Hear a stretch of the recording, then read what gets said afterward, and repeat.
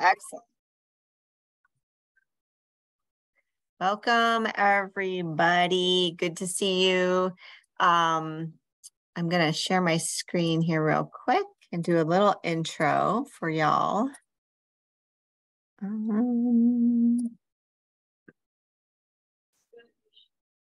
Slideshow. Here we go. You are at Ann Arbor Solar Stories. Welcome. It is the first Thursday night of the month. Tonight we have speaking to us about his solar story is John Mirsky. For those of you who don't already know John Mirsky, he is, he's in all the energy circles in Ann Arbor. He's on the Energy Commission and the Environmental Commission, and he's been very active in the renewables and electrification space in Ann Arbor for many, many, many, many years. And he's going to tell us his story about not just solar, but electrifying his home and the sustainability work that he's done around his property as well. So it should be, I'm really excited to hear from John today. And thank you, John, for coming. Just so you know, that financial sponsors of this program are EGLE, the Michigan Department of Environment, Great Lakes and Energy, and Homeland Solar, and McNaught McKay Electric Company, Iron Ridge Racking, and Harvest Solar, and the programs could not exist without them. So we thank our financial sponsors. So you know, in case you're new here, the first Thursday of every month is Ann Arbor Solar Stories, which is where you are right now, hosted by myself. I am a senior energy analyst at the Office of Sustainability and Innovations at the City of Ann Arbor. On the second Thursday of each month is a clean energy seminar hosted by Mark Clevey about some topic around clean energy. Oftentimes fascinating, really good topics, a variety of topics. The third Thursday of every month are Detroit Solar Stories hosted by Diane Van Buren.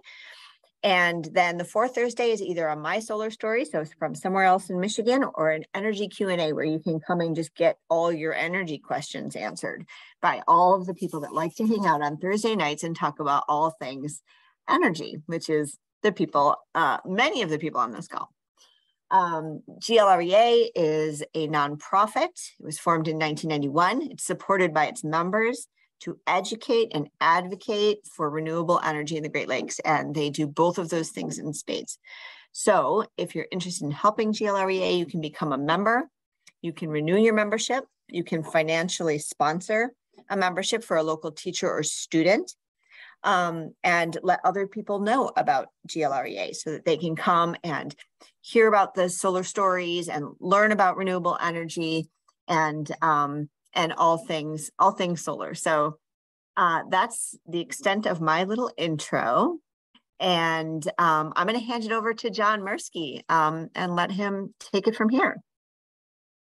Okay, well, thank you very much. Let me get my screen up here. And here we are. And I'll go into presentation mode. Oops. So there we are. Does everybody see my screen? Looks thumbs up. Okay, great. So I am John Mirsky. I'm going to talk about our solar electrification and sustainability journey, and it is definitely a journey. So it's going to be talking about solarization to an attempt to get close to full decarbonization and a more sustainable resource. So my contact information is on this slide as well as on the last slide. So anyone should feel free to reach out to me after tonight's event. So here's some information about me. I thought it's appropriate to introduce myself. Julie already did that. I'm educated as a mechanical engineer, worked as a manufacturing engineer. I worked my whole career for the German conglomerate Bosch. I retired in 2015, and now I'm involved in lots of different volunteer organizations and activities. As Julie mentioned, I'm chair of the Energy Commission in Ann Arbor. I serve on the Environmental Commission. I'm board member of a new nonprofit called Solar Faithful, and Rob Rafson, who's on the call, is going to be talking about Solar Faithful here in the coming GLREA event. So we should all look forward to that. The other thing that I'm involved in a little bit outside the climate and energy area is the Equitable Ann Arbor Land Trust. That's a nonprofit formed to catalyze housing here in the Ann Arbor area that is sustainable, that is affordable, and that does great placemaking. As far as a few other things about myself, outside of the values that I was raised in, there's two people that really had a big impact on my thinking. One was Stephen Covey and his Habits of Highly Effective People, and the other is Edwards Deming. And Deming is paraphrased here, and his thinking was that people work in the system, where the job of leaders is to work on the system to improve it continuously with their help. And the activities that I'm involved in, I've chosen because they're working on the system. And I think that's really, really important. And I think that's one of the things that GLREA does, is works on the system. What I'm going to be talking tonight is really about my activities working in the system, but I think you can also lead by example and by doing the right thing. And that's what I've been trying to do. And I've been in a fortunate position where I'm able to do that financially and as far as time and everything else. And so you'll hear about that tonight and have an opportunity to comment and question me at the end. So our home is in Ann Arbor. We bought it in 2014. It's a 1956 mid-century modern ranch. It has just under 2,400 square feet.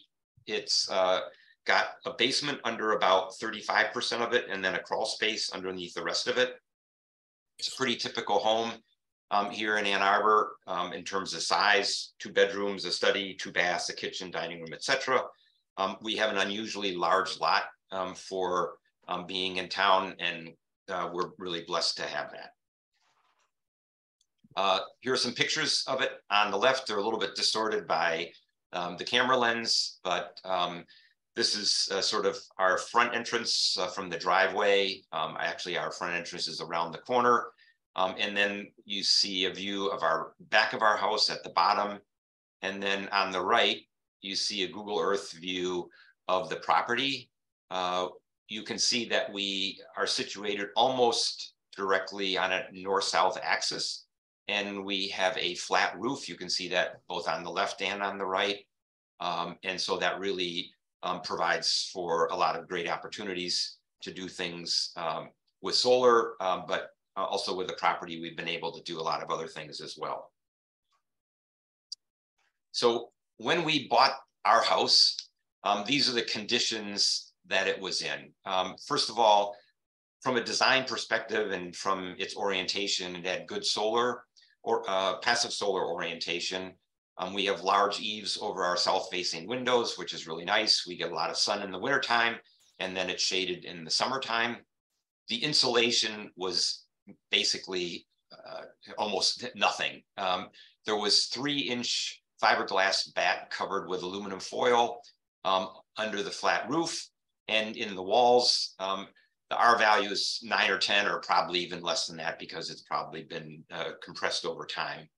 In the basement, we had bare masonry walls, and in one room, uninsulated drywall over masonry. And then, as I mentioned, we have a flat roof. It's a relatively new roof. It was a membrane roof. It was in excellent shape. And you can see here, these are the kinds of appliances we had in house.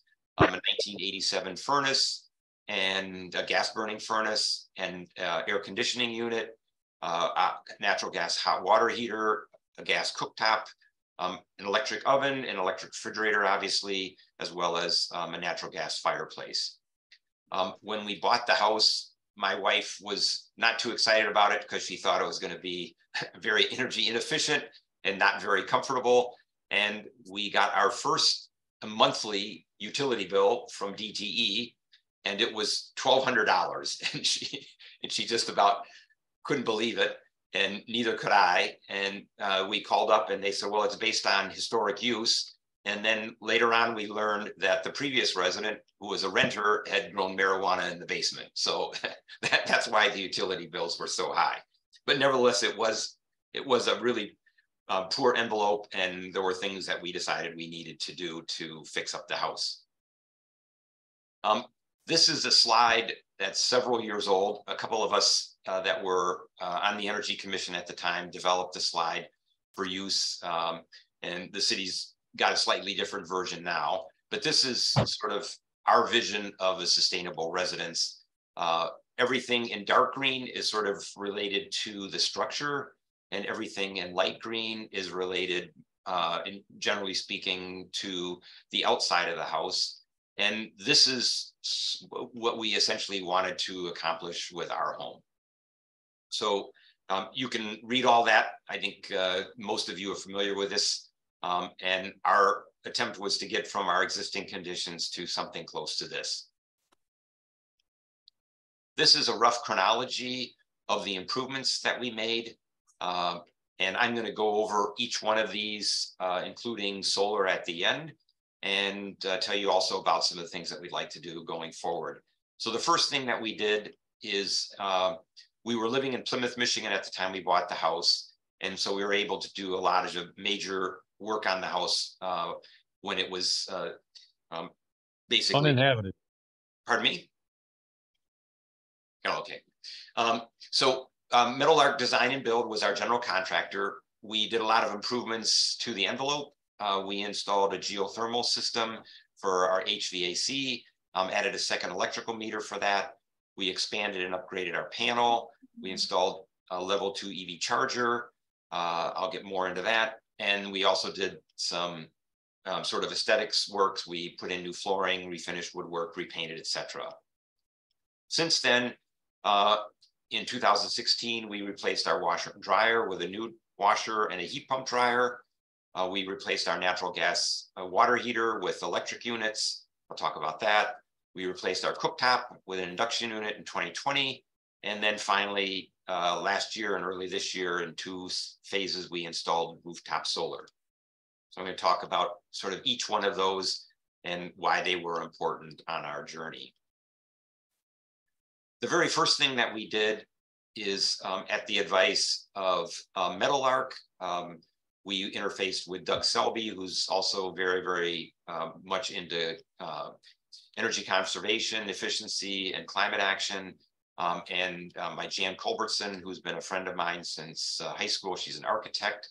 They both recommended that we do an upfront energy analysis of the home. And the argument was that we would get typically 10% better outcomes when you're starting with a science and data-based understanding of the performance of the house. Metal Arc engaged McNeely Building Corporation, and they did a modeling of the home, and they looked at a number of different operational aspects of it. I've listed the 2 programs that they used at the time. I don't know, there's probably new programs or newer versions from these companies, but the results helped us evaluate our options and prioritize our actions. We spent $2,500, this is my recollection, on doing that. To be honest with you all, I'm not sure it was actually worth it, because we probably ended up doing what we were planning to begin with and what the analysis told us we should do. But it was nice to have that confirmation. So what did we do? The first thing that we did is work on the envelope, and we did our ceilings, where we removed we first of all removed all of the ceilings. We took down the old bat insulation, and then, as you can see on the right, we put spray foam insulation in that gave us an R38 value, a hell of a lot better than the maybe 9 or 10 that we had there, but still not as much as I'd like to get, but there's really no chance of getting more, at least with the current spray foams. But the other thing it did is really help seal up a lot of the ceilings in the joist areas. In our basement, I mentioned we had masonry walls, and this is a before and after picture again. So we had new studs put in and spray foam installed there as well, R14. That also helped seal everything up. Here's another picture of another portion of our basement where we did effectively the same thing.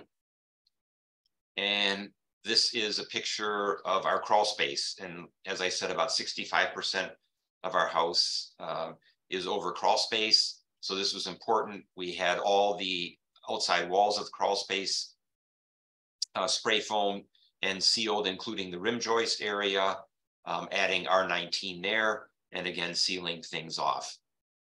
By the way, the black pipes that you see on the left, and we'll talk more about this later, are the feed line from and the return line to our geothermal ground source loop that's out in the yard.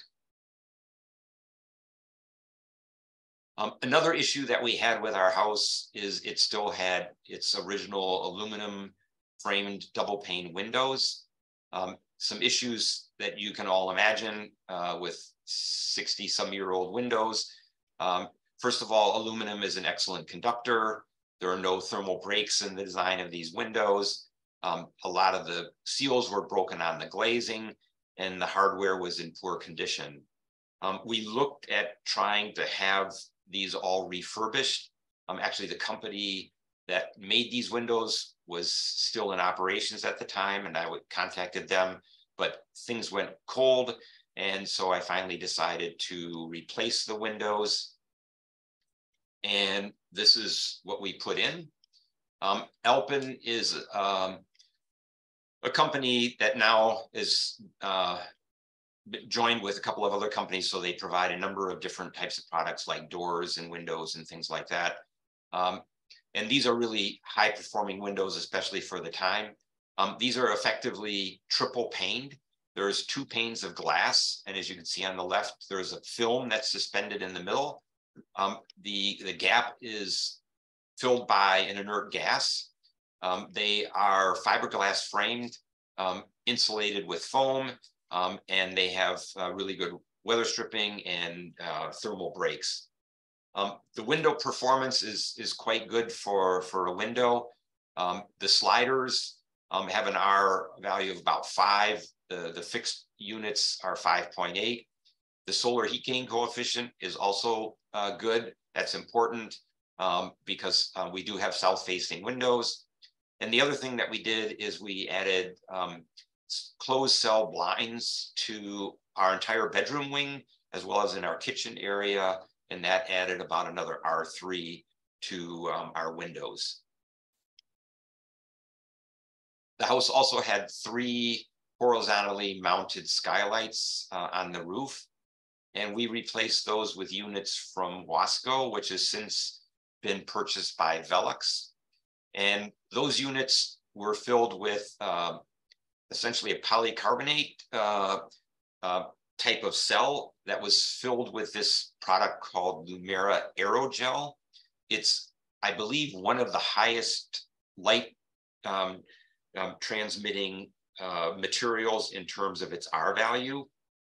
The performance of that has been good, but these are mounted, as I mentioned, horizontally, and the frame around it essentially forms a tub, and we've had issues with the seals. The windows were replaced once under warranty already, and they're leaking again, and so now they're being replaced again by new units from Velux. So unfortunately, there's some embodied energy that's going to landfill with those. So that was a little bit painful. So all of those envelope improvements, what did they get us? Hopefully some of you or all of you are somewhat familiar with these values. The test in is the original condition of the house.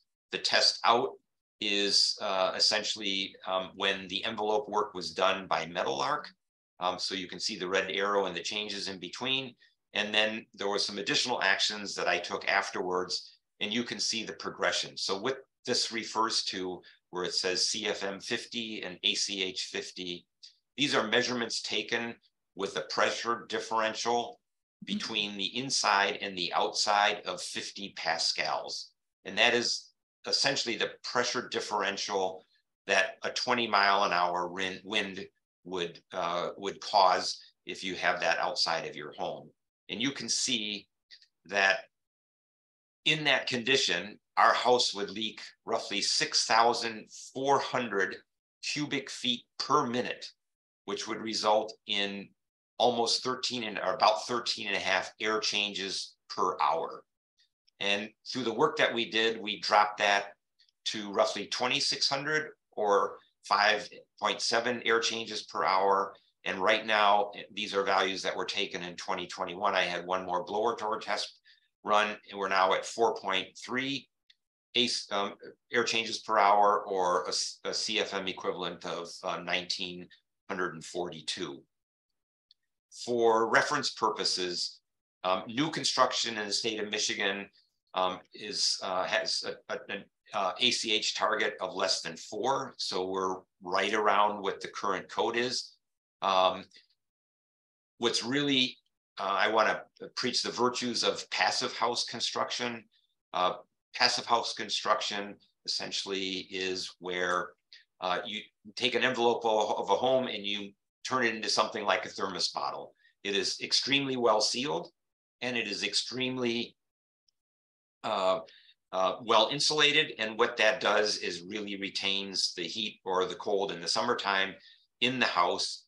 And passive house certification requires that you achieve an air change per hour value of less than 0.6. So you compare that to where we were at the beginning, and you can understand why our initial bills were so high and why our house really was poorly performing.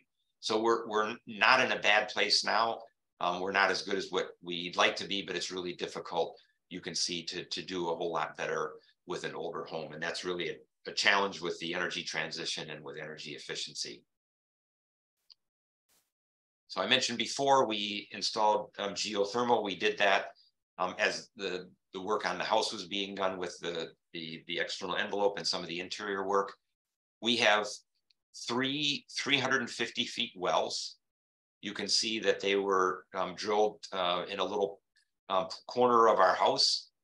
Those all tie together into a common reservoir that feeds our geothermal heat pumps. Those are the pipes that you saw in the other picture. They go through our crawl space and then into our utility room.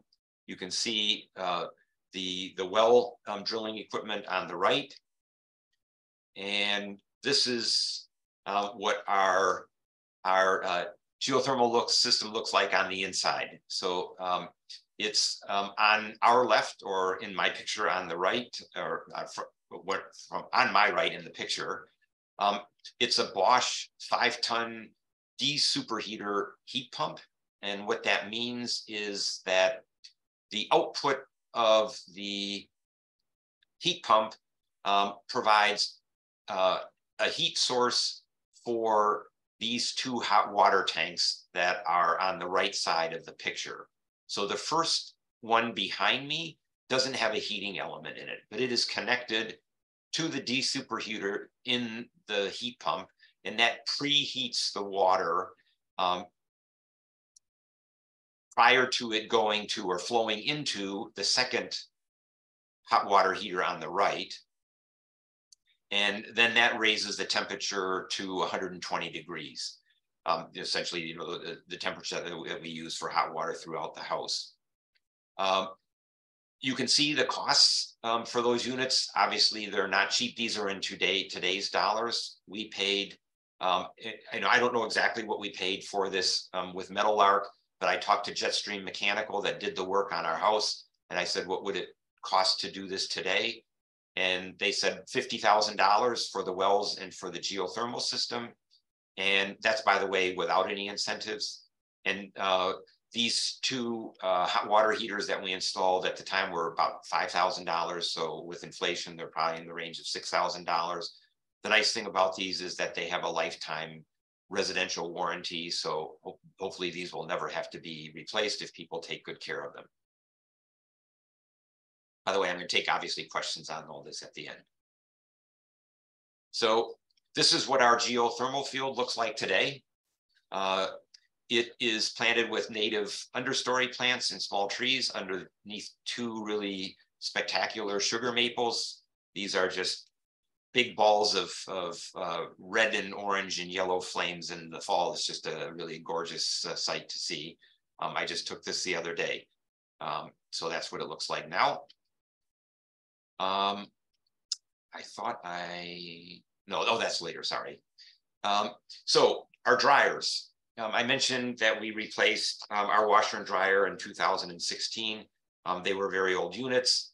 And our dryer is this hybrid carry unit, which is a heat pump dryer, but actually probably 3/4 of the time, if not more, we hang up our laundry. So I installed retractable clotheslines at our house, and we use those whenever the weather is halfway decent, and then we just simply hang things on racks in our utility room or our laundry room in the basement.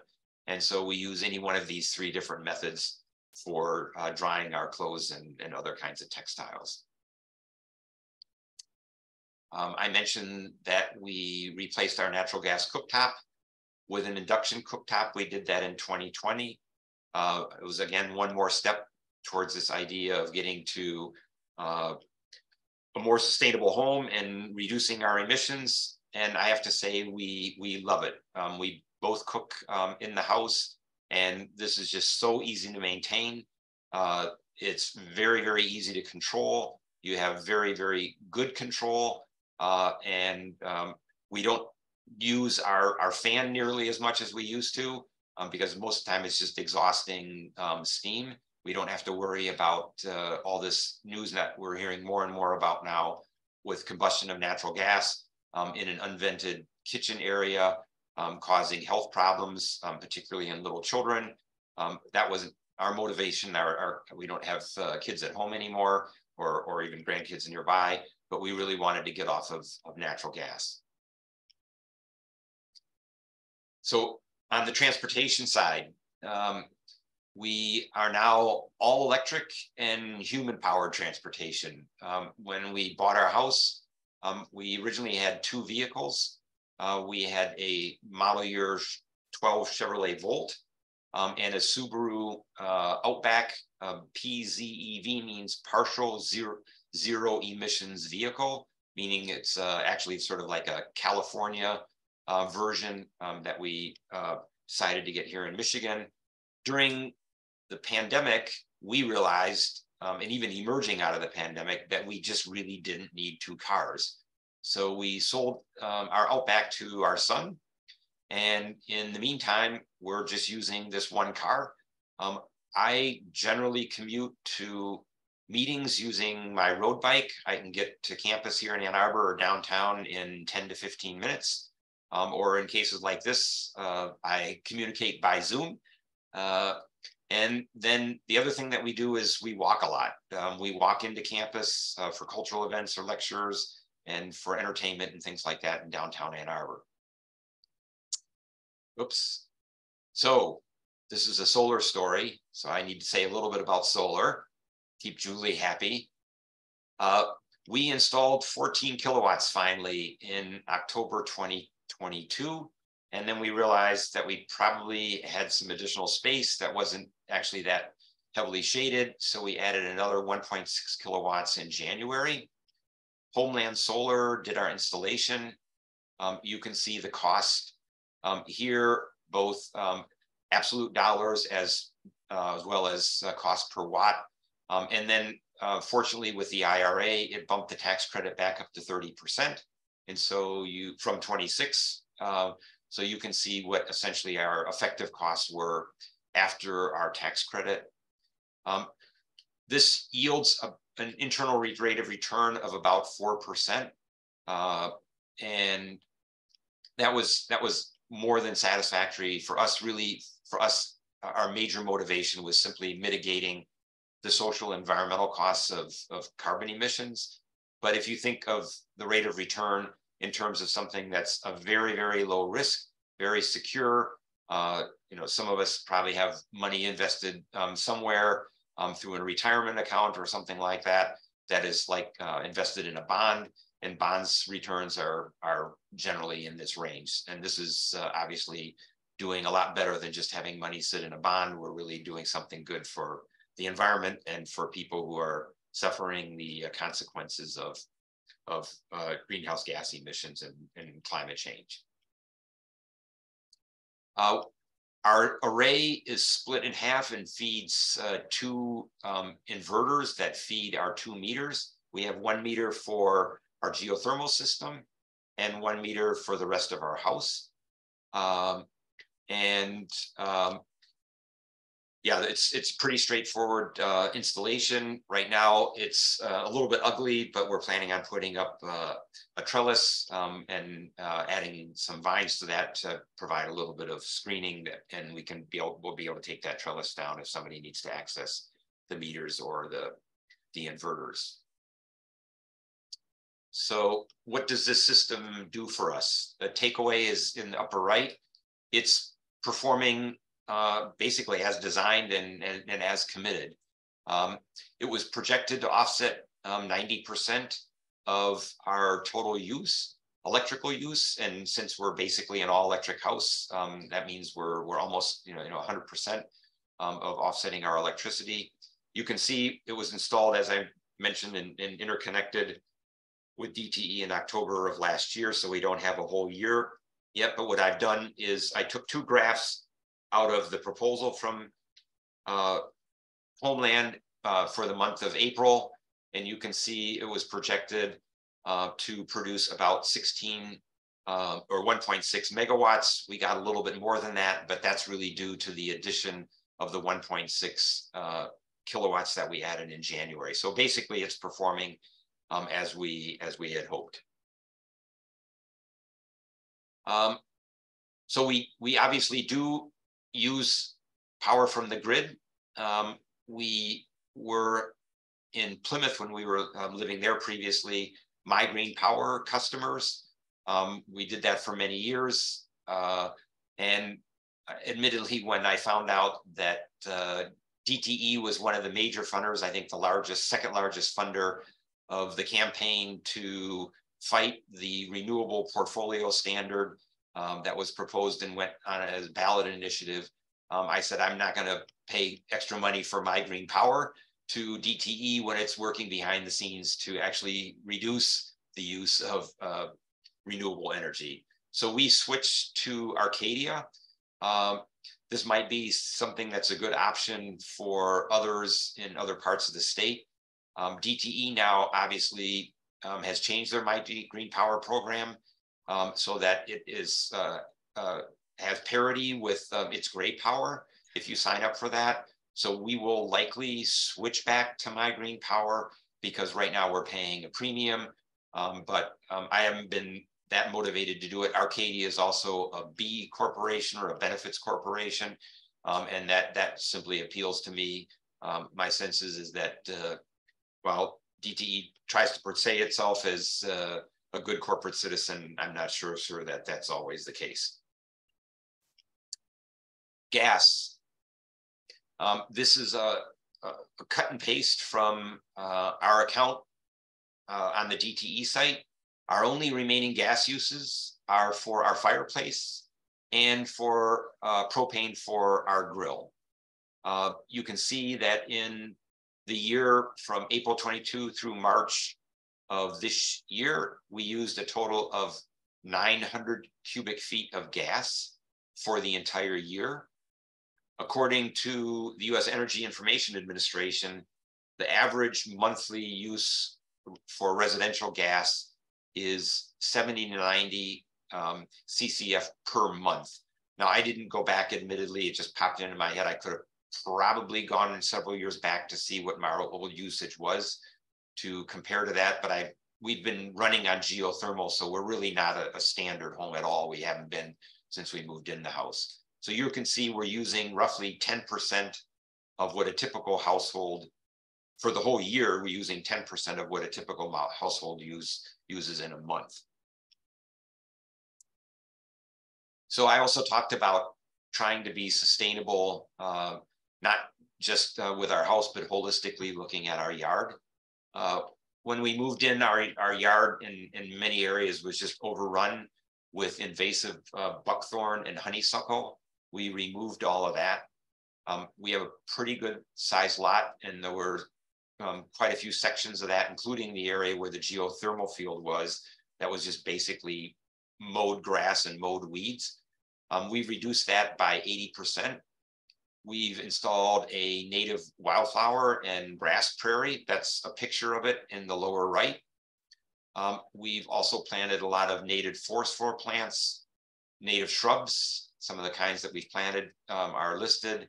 We've also tried to introduce some more diversity in our native trees. So you can see we've planted a variety of different kinds of native trees. Most of these are going to be for the next generation, but that's still a good thing. We had a section of our yard taken out, and we have 11 raised vegetable beds where we raise a lot of our summer vegetables. We also planted 11 fruit trees, 2 of which are pawpaws, and they're only a couple feet tall, so they're not really yielding anything yet. But we do have 9 large trees where we have apple, peach, pear, and apricot that we get from those trees. We also have a raspberry bed, and along blackberry bed, we have a 2-bin compost system that we use, and we have switched to all electric garden tools. The last step with that was buying an electric lawnmower, and we decided to share that with our neighbors so that we just don't have a lawnmower sitting in our garage that's used 1 hour a week. So we have doubled the utilization, but it's still a pretty poor 2 hours per week. But that's worked out well. And then the other thing that we did is we had to repave our driveway. Unfortunately, I just couldn't afford to do permeable pavement. It would have just been really, really expensive, but we did install a large new perennial bed. And so we reduced our driveway area by 10%. So what about rebates and tax incentives? We have been able just to take advantage of some limited tax incentives. There were some small DTE incentives for some of the appliances that we bought. And then, of course, we used the Inflation Reduction Act's 30% tax credit for our solar installation. All of the other measures, unfortunately, were taken prior to when incentives were available, but those incentives are now pretty significant, and a lot of the costs that I talked about would be eligible for incentives going forward. And it's worth noting that, for example, our 15.6 kilowatts on our roof is about 3 times the size of a standard, of a typical, I should say, residential installation. So what are our future plans and challenges? And like I said, this is a journey, and I think about this stuff all the time, and I'm slow in acting on some of these, but these are things that I'm hoping to do at some point in the future. Obviously, every home these days has a lot of vampire loads. These are things that are just running in the background all the time, sucking energy, whether you're sleeping or whether you're on vacation. Shifting some of our electric consumption so it better matches our solar power generation. Obviously, our best opportunities are charging of our Chevy Volt. We had typically been charging at night, starting at 11 o'clock at night. What we're doing now, especially now that we're entering summer, is we're overriding that, and we're charging during the daytime when we have excess solar power. The other thing that we're cognizant of is when we run our appliances like our dishwasher or washer, also trying to do that during the daytime when we have, again, excess solar power and where we would otherwise be selling it back to DTE at the lower rate. We have not yet installed a smart meter. I've looked at the Nest meter and what's the name of the other one, but right now we haven't made that jump yet. We're generally at home, and so we generally moderate our temperature, although they say you shouldn't do that much with a geothermal system anyhow, so I don't know how much it would really gain us. We always set back our thermostat when we're gone for the day or for travel or anything like that. I mentioned we're thinking about going back to My Green Power. A big issue for us is flying. Frankly, I have to feel really guilty about the footprint that I left when I was working. I did a lot of flying in my career around the United States, to Europe, especially to Germany, and also to Asia. And it's still, frankly, a problem, if you will, for us. My wife is German and her friend, and we have family that lives in Germany. Our daughter's family lives in Seattle. What we're doing right now is offsetting our flights with a donation to Appropriate Technology Collaborative. Some of you hopefully have heard about it. It does solar projects in Detroit, in Central America, and then also in humanitarian zones. And then the last thing that we are continually cognizant of and trying to do better is shift our diet so that is more and more plant-based.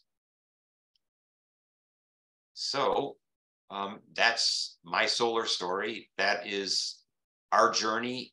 And we're fortunate that, again, we've been able to do these things with lots of good advice and with financial resources that we have.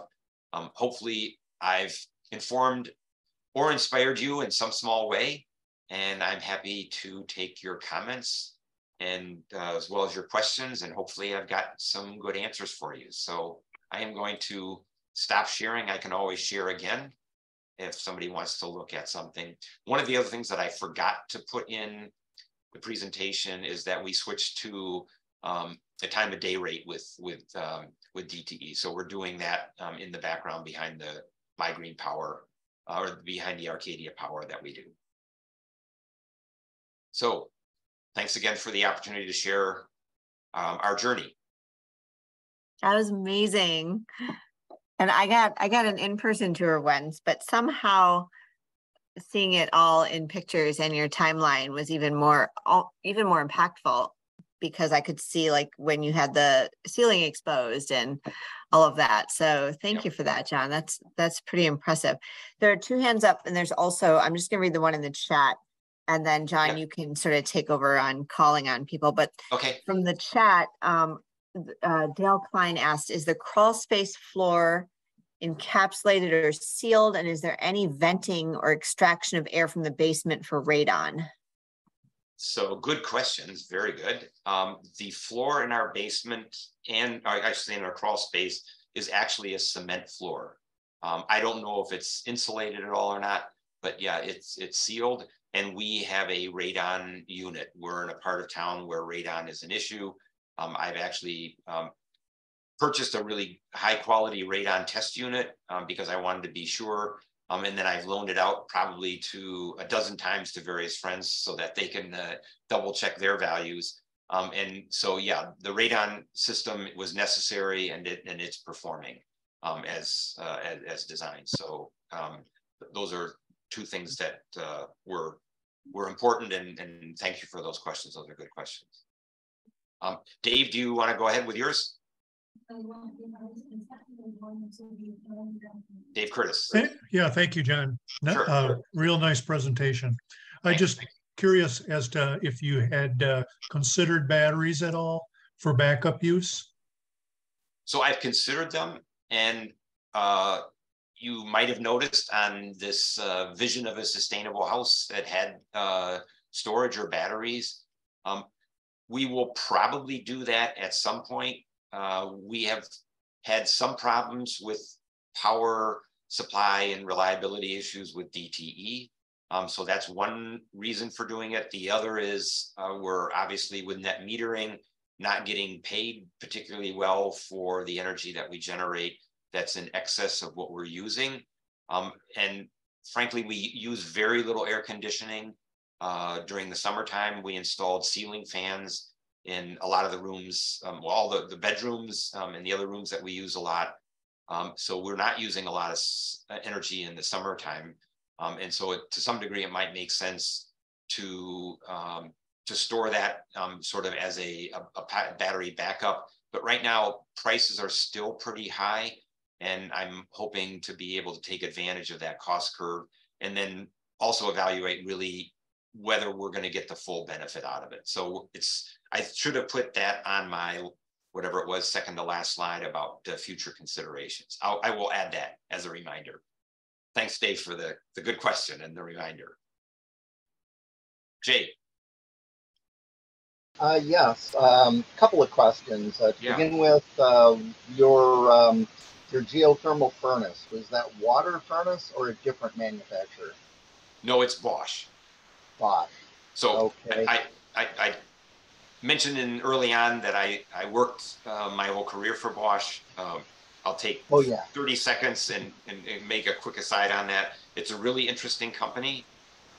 It's been in existence for about 135 years.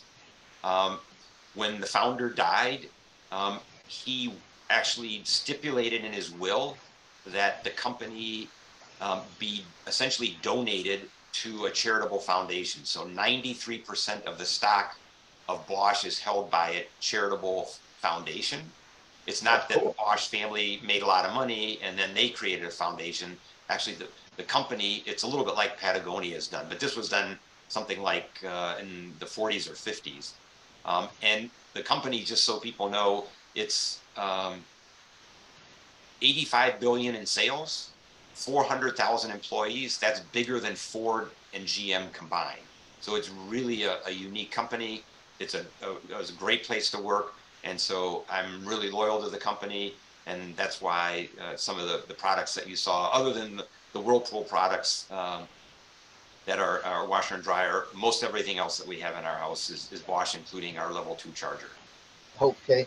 What tonnage is the furnace? 5. And how many square feet? It's 5. And how many square feet is the home that it has to heat and cool? 2450 with a basement of roughly just under 900 square feet. Okay. And are you using soft start devices so that it doesn't burden your solar inverter when it starts up?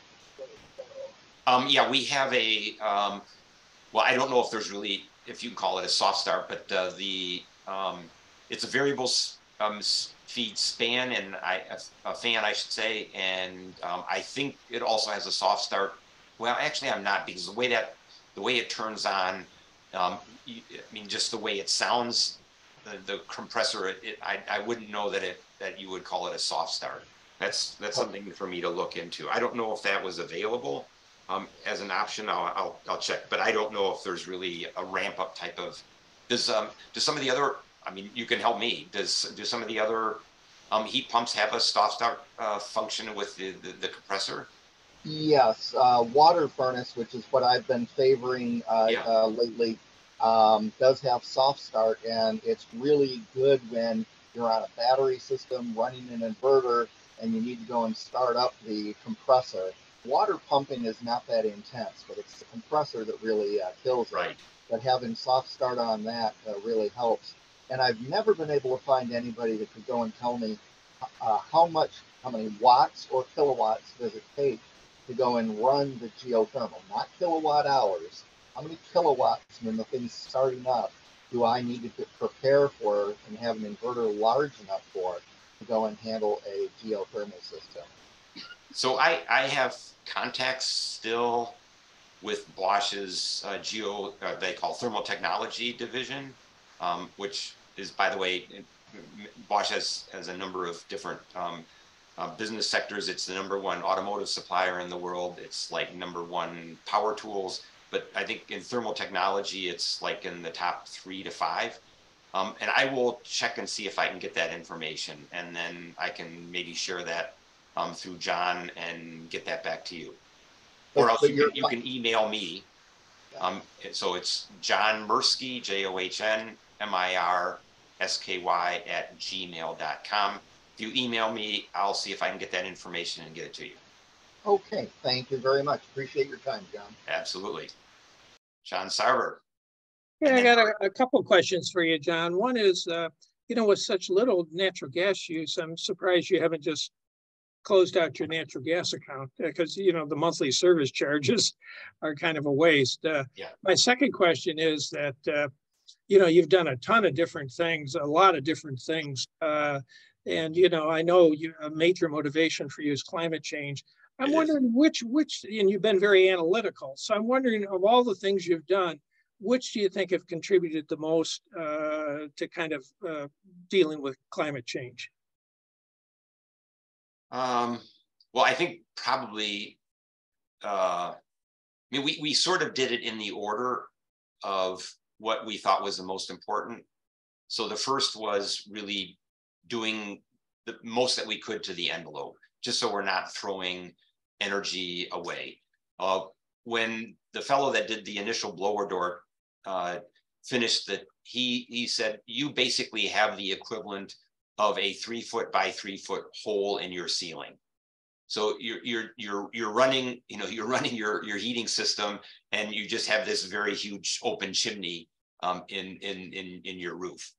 So the first thing that we wanted to do was try to mitigate losses.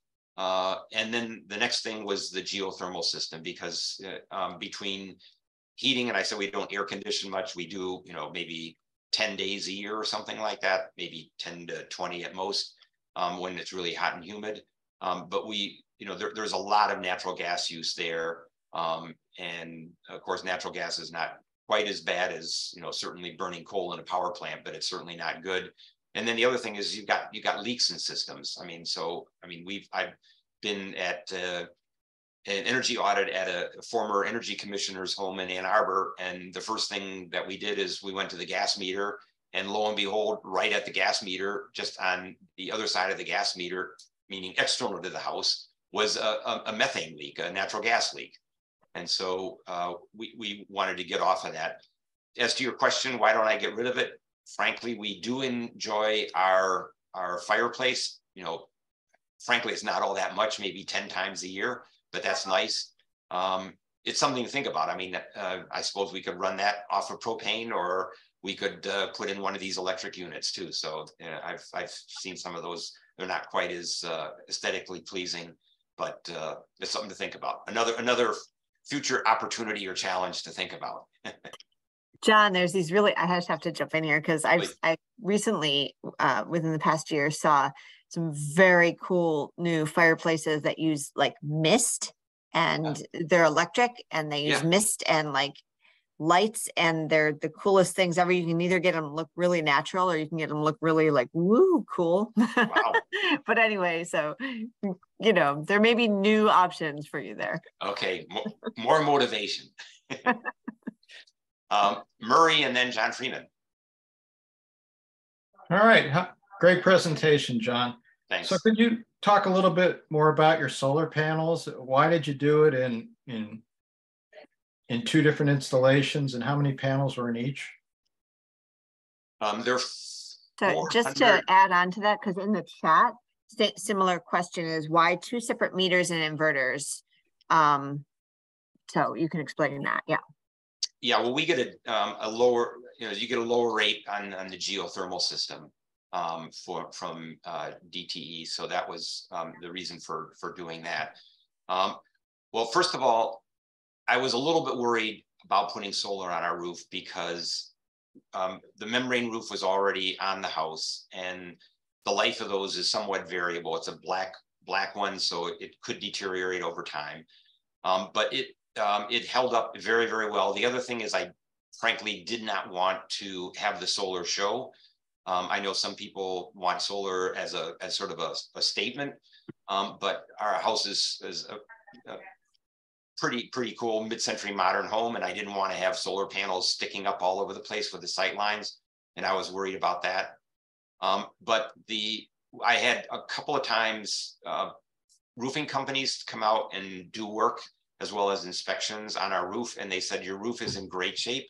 So I finally decided to take the dive and install solar. It was our intention was always to do it. It was a question of when and what we were going to do with the roof and things like that. So it was a combination of those factors, maybe a little procrastination, also looking at solar cost curves and seeing that solar cost curves are going down, down, down.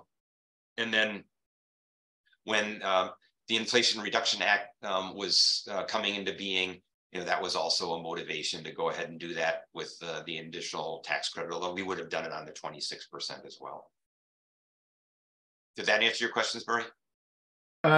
Just how many panels? Oh, panels. Actually, let me look. I have it somewhere here. Let me look. I have to check. So here we are. We have altogether 39 panels, and wow. each one is 400 watts.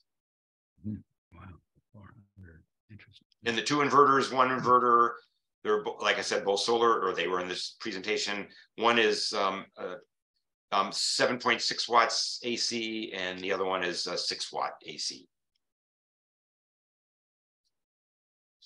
John Freeman. Yes, I just want to thank you, John, for an amazing presentation. You've obviously made a lot of changes. You made a lot of investments in your house. We did. And obviously, I know you're not planning on selling your house, but have you done any kind of an analysis to indicate that the value of your house has gone up by the market? And in other words, if you ever did want to sell your house, do you think you'd get back in the selling price all the improvements you've made into the house? That's a good question. So first of all, one of the things when we bought the house, our sense was that we were going to be staying in Ann Arbor and living in the house for a long time.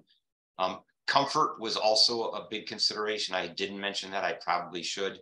I mean, we can sit in front of our windows in the middle of winter and we're comfortable. We put our feet up on the sill, and even though we're right in front of this huge expanse of glass, we're comfortable. So comfort, and just the fact that we were planning on staying here for the long term, the payback, if you will, and whether or not we were get the money out of the house when we sell it, that was not a consideration. I haven't had the house appraised. We just get these reports that, say your house is worth X amount of money, but I think that's just simply based on the sales price, and then they apply the typical inflation factor to the house. My sense is we probably wouldn't, well, in Ann Arbor, we might get the money back because people in Ann Arbor value that. People in Ann Arbor are looking at doing all the kinds of things we were doing. I mean, like I said, I wanted to lead by example and walk my own talk. It's pretty hard sitting in Energy Commission meetings and talking about energy efficiency and solar and this and that and the other, and then not being able to come home and think, well, I'm either doing these things or I'm on the journey to do them, and be able to speak to that. And when I'm addressing, my fellow commissioners and the general public. So, I mean, the geothermal system was obviously extremely expensive, and admittedly, not everybody is going to be in the financial position to do that. Certainly at that time, without the incentives that we couldn't take advantage of. Now, that's obviously better. Prices are coming down. Probably many of you who are following these things know that more, at least in dollar sales, there were more heat pump sales in the United States last year than there were furnace sales. So you're starting to get, economies of scale. There's, I told everybody I'm a manufacturing engineer. There's something called Wright's Law. And this is a guy named Wright who looked at Air Force bomber production in World War II. And he noticed that with every doubling of production of bombers in World War II, there was a given percentage in cost reduction and productivity improvement. And it varies from product to product, but it basically holds across all products. And this is what we're seeing with solar. This is what we're seeing with wind. This is what we're seeing with geo. This is what we're seeing with everything. And so, one of the things that my hope is, and again, leading by example, is being on the front end of that curve and contributing to demand that's going to be driving prices down for everybody else. I mean, I had a really good career and I was able to do these things. And now hopefully people are in a position together between the incentives and, the industry and making improvements within the industry and volumes, that these are the kinds of things others are going to be able to do with their homes. That was a lot more answer than what you probably expected, but hopefully illuminating a little bit. That's an That's just an excellent note to end on. And thank you for being an early adopter. I think of along those lines sometimes as well. Like, well, if I wait 5 years, I'm like, well, if everyone waits 5 years, no one's going to get the market moving. So sometimes I just take one for the, for the team, I guess.